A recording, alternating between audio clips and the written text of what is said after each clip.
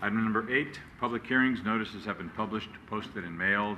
We'll hold a public hearing and adopt resolutions approving the city manager's recommended 2012-2013 general fund, special revenue funds, and enterprise funds budget. And then approving the city's appropriations limit of $32,359,865 for fiscal year 2012-2013, which is the Gann limit. Mr. Mayor, members of the City Council, part of our presentation tonight, although abbreviated, will be repetitious of the 2 study sessions that the City Council conducted on June 6th and June 13th. We want to provide an opportunity for members of the public who might not have been able to either view or attend the study session meetings to have a general idea about the organizing principles that are incorporated into this budget. Before I move to the actual detailed budget comments, I wanted to make a couple of comments on items that were discussed by members of the public who did take the opportunity to attend the study sessions on June 6th and June 13th. And in particular, there were 2 comments that I wanted to respond to tonight and provide additional information for the City Council and for the public. The first item pertains to a concern that firefighters are allowed and utilizing time while on duty to shop for groceries for their living situation in the firehouse during their on-duty time, which, as the City Council is well aware, includes 24-hour shifts, consecutive 20 days, 24-hour shifts. The concern that was articulated by a member of the public had to do with whether there was a safety problem when apparatus and firefighters are out of their normal assigned district or territory. And although the fire chief answered that question that night, I want to answer it again, and to make sure that that information is not left unresponded to in the public domain.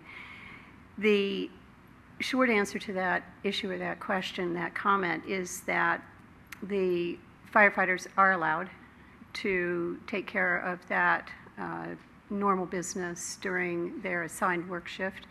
In addition to shopping for groceries, as they do very quickly, they are also taking the opportunity of being in the public arena to discuss and disseminate fire prevention information to members of the public, and they do that routinely as part of their assigned responsibilities.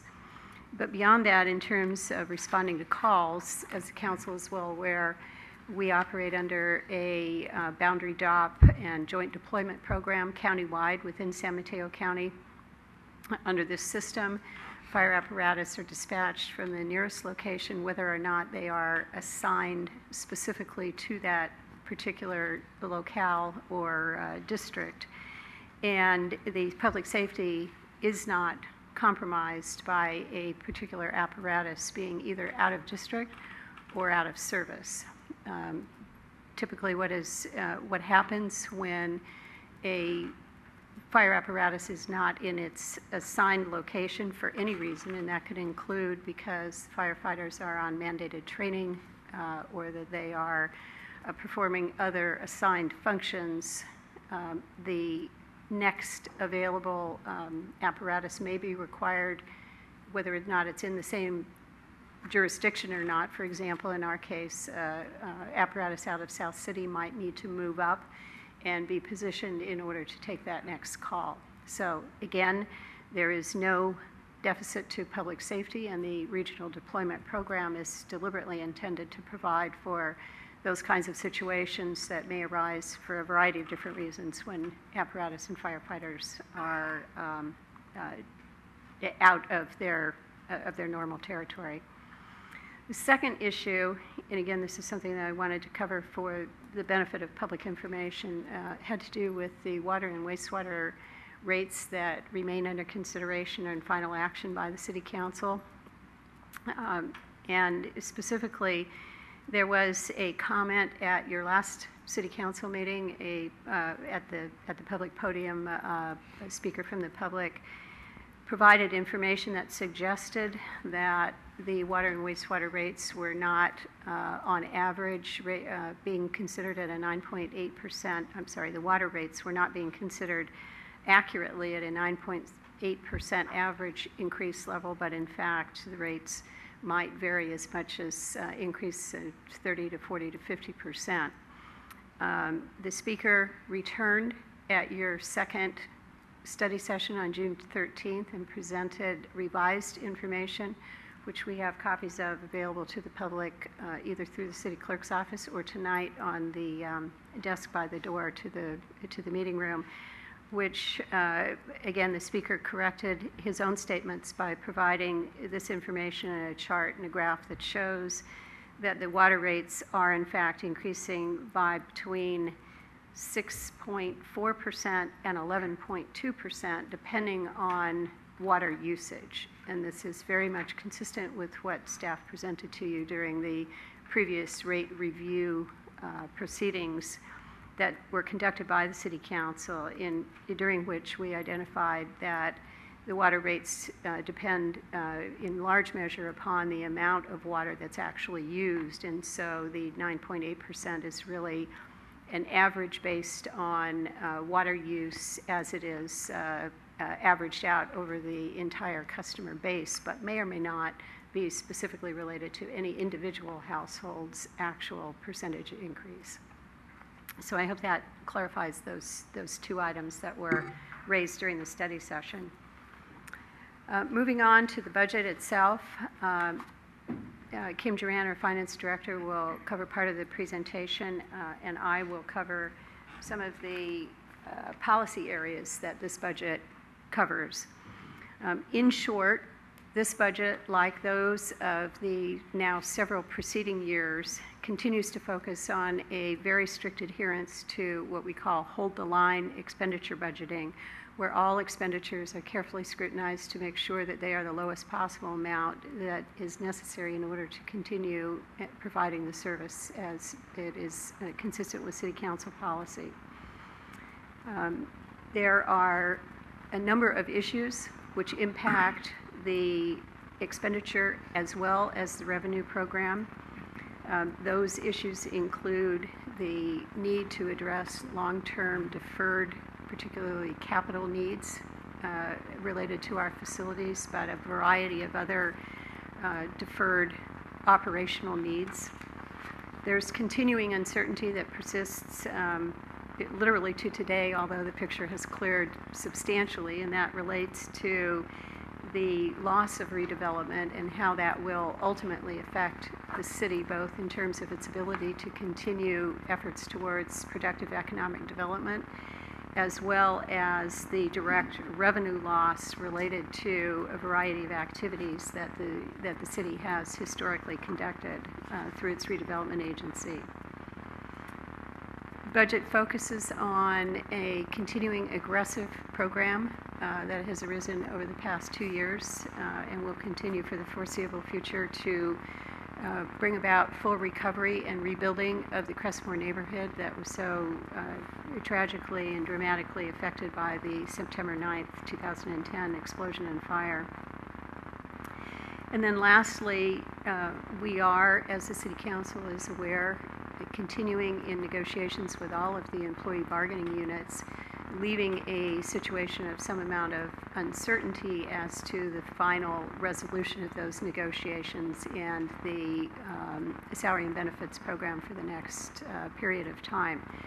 As such, this budget is built around the continuing assumptions of the existing labor agreements, which call for, as the Council is aware, a relatively significant reduction in employee salary and benefit costs that has occurred over the past 3 years with the concession bargaining that has resulted in containment of medical premium increase costs, as well as furlough for all employees in the city organization.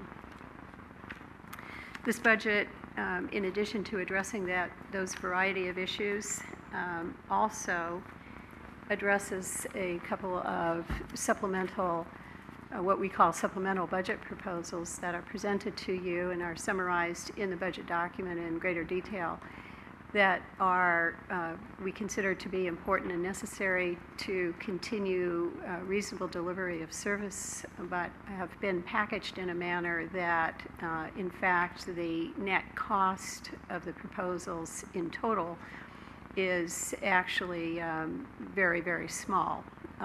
So the total cost of the program is netted by where expenditures are proposed to increase.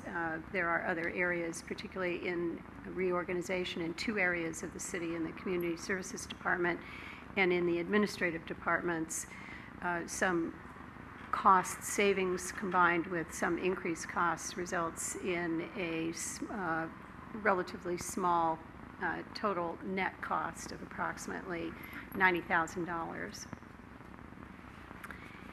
I'm going to ask Kim Duran to walk through some of the financial aspects of the budget for your information tonight, and I want to at first identify that while the budget, and you will hear from Kim that we're pleased to be able to report some improvement in annual ongoing revenues, that there still remains a number of challenges, some of which I outlined earlier in the presentation, but that remain as challenges to the city organization, particularly as we look at the long-term future. We've seen, for example, what the impact of a pretty significant disaster can create in terms of cost.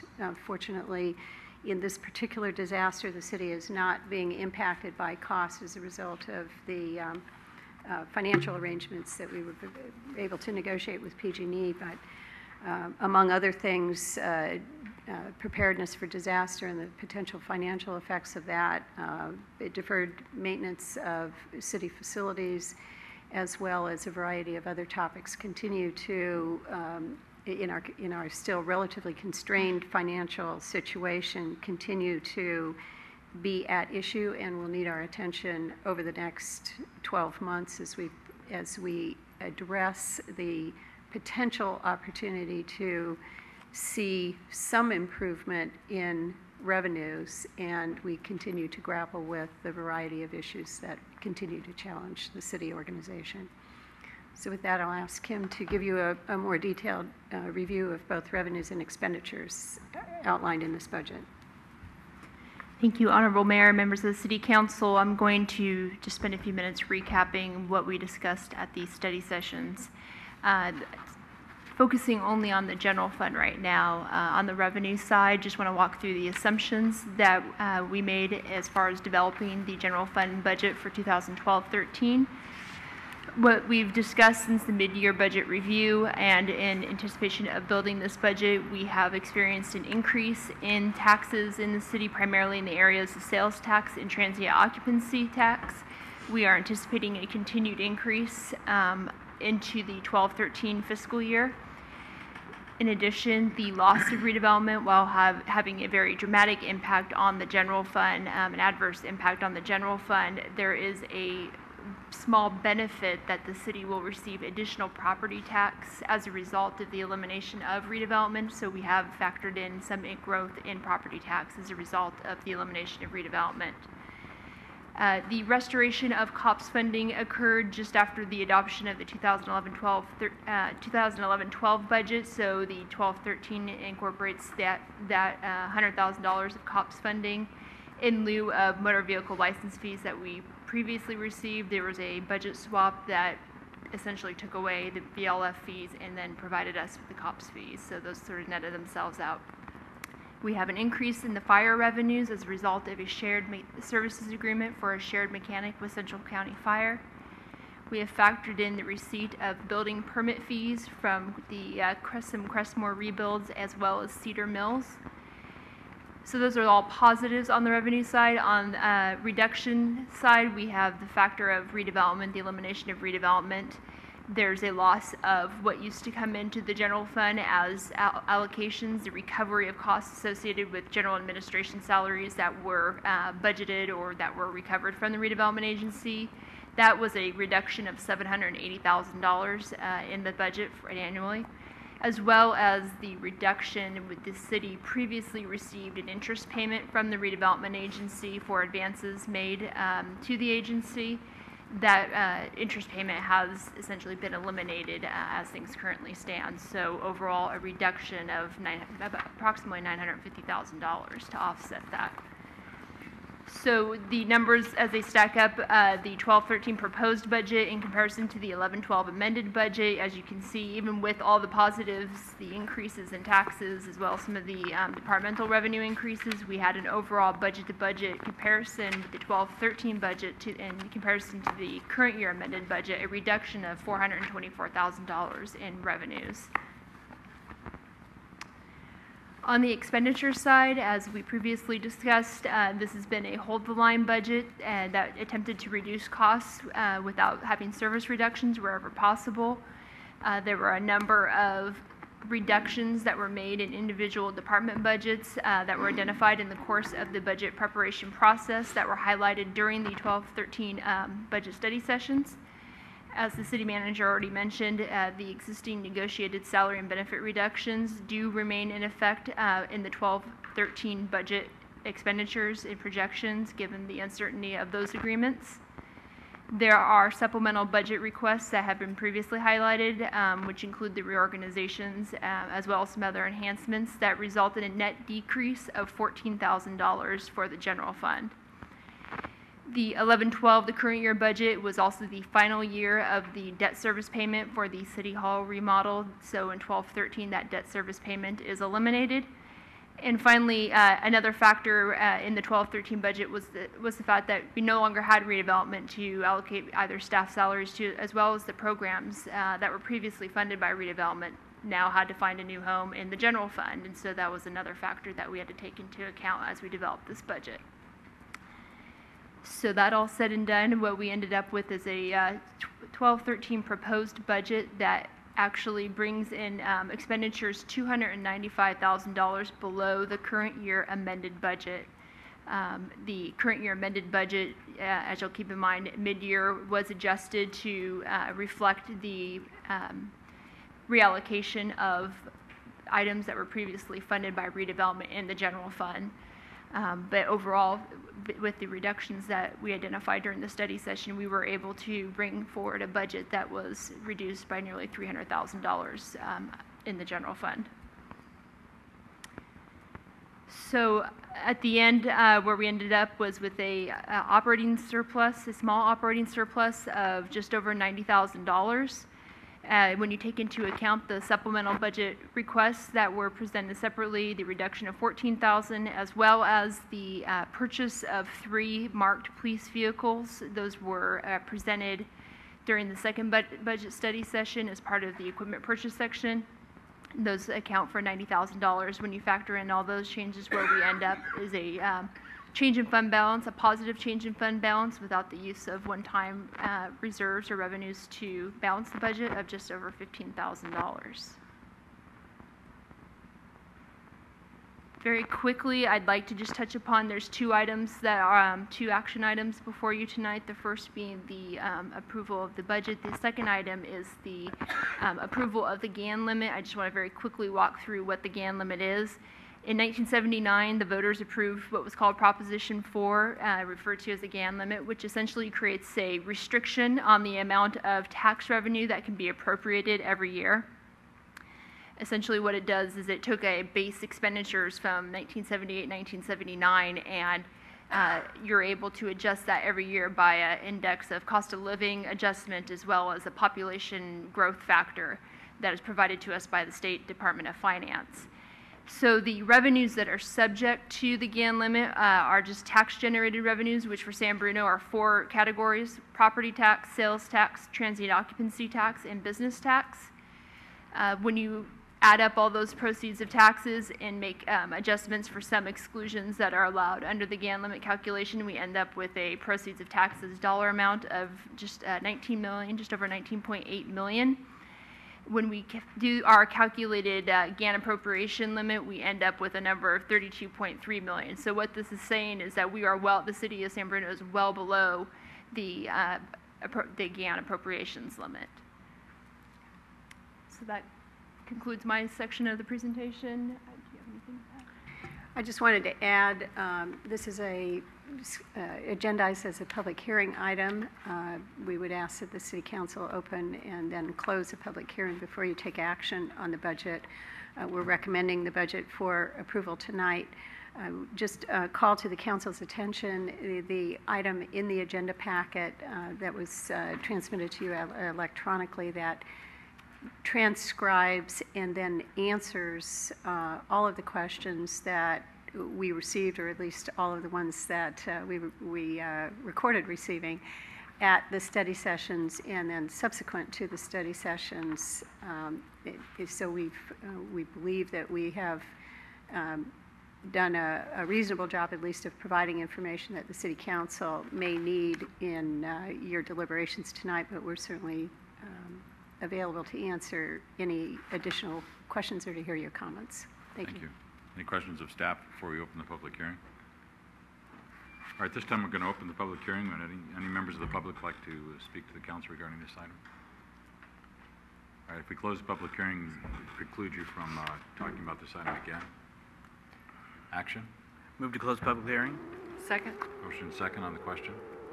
All those in favor? Aye. Aye. Any discussion or action regarding this budget?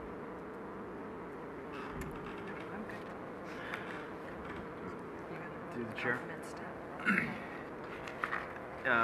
Couple things.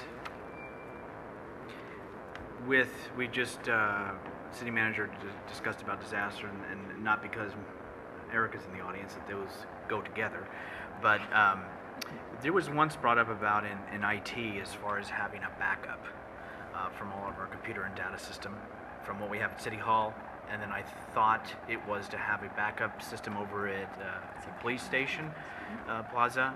Has that ever been accomplished? Yeah.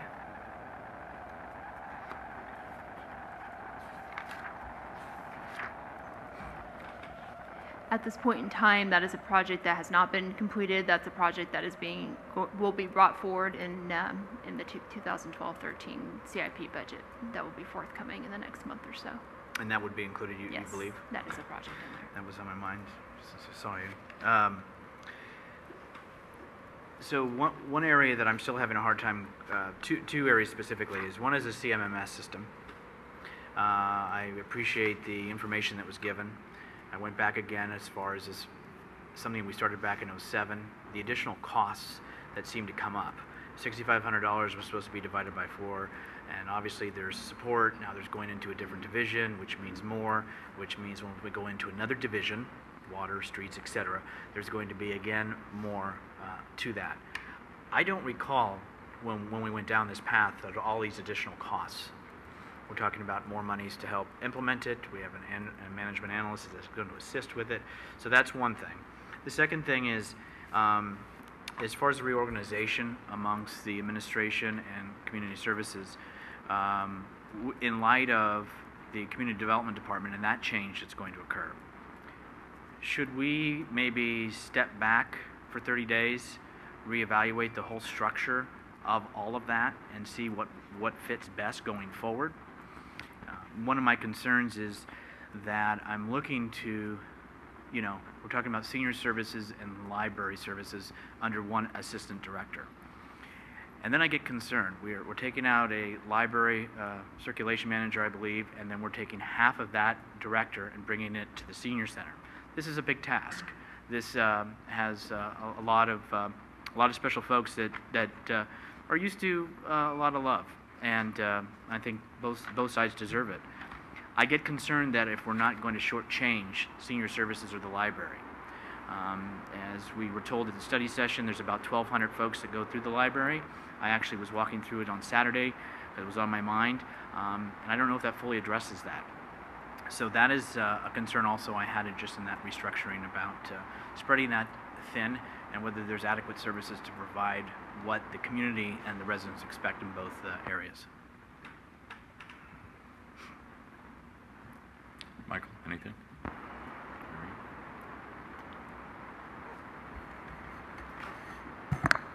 Did you want that addressed? Because I could have a comment, but I don't know if Randy wants to address the library or... If you were able to answer the question, sure. Well, I only because... let me see. I use the library often, and so does my family, and my understanding of how this works, and if Randy wants to add this actual statistics and all. First of all, unfortunately, the 1,200, it was misstated. It wasn't 1,200 people that go through, it's 1,200 items that get checked in. That get checked out a day. It's about 900 people that go in and out, which is still a huge number. The part of the physical aspect of the library, because it is relatively small compared to the size of the city and the population, is actually getting the items back on the shelves so people can use them and get them out again. So that needs a physical body who picks them up and puts them where they go. And not to say we don't want to have the manager or whatever helping with the programs themselves. We're limited on what programs we can actually do because of the size of the library. So if and when we get a bigger library and we can have more programs, we will definitely need a manager to take care of those things. So my understanding and what I've talked to people and staff and a variety of other people, that the manager, that the money is going into pages, and the pages actually physically pick up the stuff and put them back on the shelves where people can go and get them. So I would say that there are more programs. I would say that we have more population in the community, less staff in the library than when I got on the council, and you have more programs and activities to handicap accessibility and the programs that the director here and the staff has implemented downstairs. So I see it as an increase, both as services with less staff yes. and a larger population. So yes, and they okay. do a fabulous job. Right. So my concern is, have we thought it through enough to where everything succeeds and we're not shortchanging, because you are talking about a limit, not fulfilling a position, and you're going to take the assistant library director and make them there half-time and here half-time. It's not walking across the street, it's coming up the road here. So again, I just think both areas need to be serviced adequately, and I am concerned about its future. Randy, you want to comment on that? Thank you, Mr. Mayor and council members, and I do appreciate the concerns and the statements on both sides. It is one of the things that staff has been working with. In addition to the reorganization, I would also point out that as we are losing approximately 18 hours per week of the current recreation services manager's time here at the senior center, Wendy's time, and she's been about 18 hours a week for this past year, we are increasing the positions of both Susan and Gloria, the two recreation services supervisors that are here at the facility, from 80% to 100%, so that they would be picking up some of the extra workload, especially for the TLC that the residents up here have grown accustomed to, and it keeps them up here more often. So essentially there would be 3 full-time people up here at the up here at the senior center. In terms of the library, comments from council members on both sides were very accurate. I guess one of the missing pieces of it is that with the RFID, the radio frequency identification, approximately 80% of the books are now checked out by the public themselves, taking away a lot of that workload. And we've redistributed the workload among the managers, so that another piece of that is taking the library assistants and having them in charge of the pages rather than having the former managers in charge of the pages. And that spreads the workload out downward, freeing up a lot of the upper administration's time at the library. I would foresee that the assistant library director, especially initially, might be up here at the senior center 10 hours a week or 12 hours a week, learning the programs and meeting things, working a lot with staff that's up here, Mary, Susan, Gloria, the 3 recreation supervisors, to get a lot of the workload done. But we think at this point that we have it covered, but I do appreciate the concern because obviously the personal touch for the residents or the patrons in both of the facilities is absolutely key and crucial. Good, and I'm sure we'll hear how it's working. Anything on the CMMS?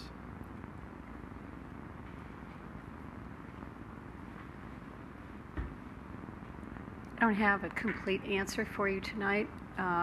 We discussed this a bit during the study session, and what I would suggest is I don't have additional information for the City Council to address any more specific issues. What I would suggest is that I think the interest is warranted. There is a significant investment in this system, and what I would like to do is to suggest that we bring this back to the City Council for a more thorough discussion of both how it will be deployed and what the various cost components are. As we discussed at the study session, there is a change in the support, the product lineup that the vendor will support, and we need to address that if we're going to continue to utilize the system. And as we discussed at the study session, there is a reliance on the system and a high level of utilization that is providing a beneficial service to the wastewater division. There is a need to bring the system up into a more functional capacity for the water and potentially the stormwater division. My suggestion at this point is that we bring this topic back for a further discussion and presentation by staff. What is your thought, City Manager, as far as with the change in community development? Should we sit back and relook at the whole picture, or do you feel that it's still best to do the reorganization of the various departments now, and then come up with a short-term and long-term plan, as you alluded to in your email? Yeah, I don't see a particular overlap between the reorganization plan that's proposed for the Community Services Department and the pending vacancy in the Community Development Department, if that's a specific question. What I would suggest is that the way that reorganization is structured in the budget provides a financial plan and a proposed means of addressing both organizational and operational needs and issues. I think that if it is the City Council's interest that we can provide a additional information or consideration for the City Council, but I would encourage you to approve the budget tonight as it is, subject to your further interest in understanding how the reorganization plan would be implemented. I guess what I'm saying is that I don't see a particular need to defer action, and if the council is interested, we can certainly bring back further discussion. Thank you. All right, any other discussion or action? We do have 2 resolutions to approve. Okay. Before you introduce, I want to feel very good here, comfortable. To the director, Randy. So, just you could sit there. You feel comfortable and confident this is the best course at this time for community services.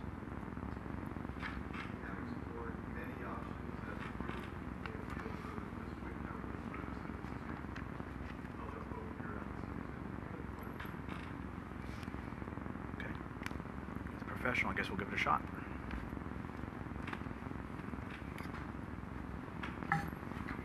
Someone like to introduce the resolution? Oh, I was just reading this. I'd like to introduce the resolution.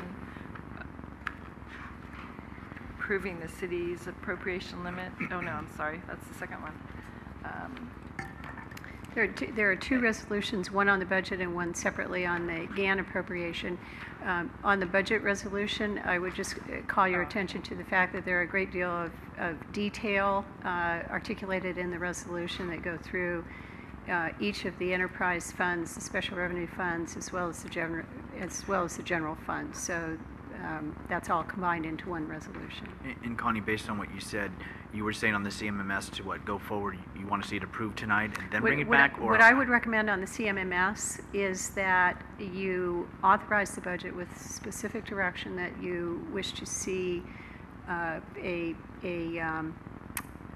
further presentation about the whole of the CMMS program and its application, and that those expenditures would be subject to your further consideration. You want to go ahead and say that? No, she just did. She said it's fine. I saw Carol's typing. She's got it all down. Okay. I'd like to introduce the resolution approving the city manager's recommendation adopting the general fund, special revenue fund, and enterprise budgets with the understanding that they will bring forward a specific report on the CMMS. CMMS. And reorganization? No.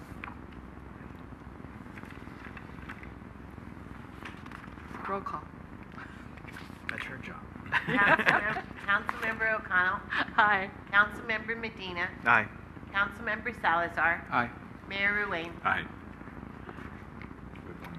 Well, one more resolution. I'd like to introduce the resolution approving the city's appropriation limit of 32 million, et cetera, for fiscal year 2012-2013.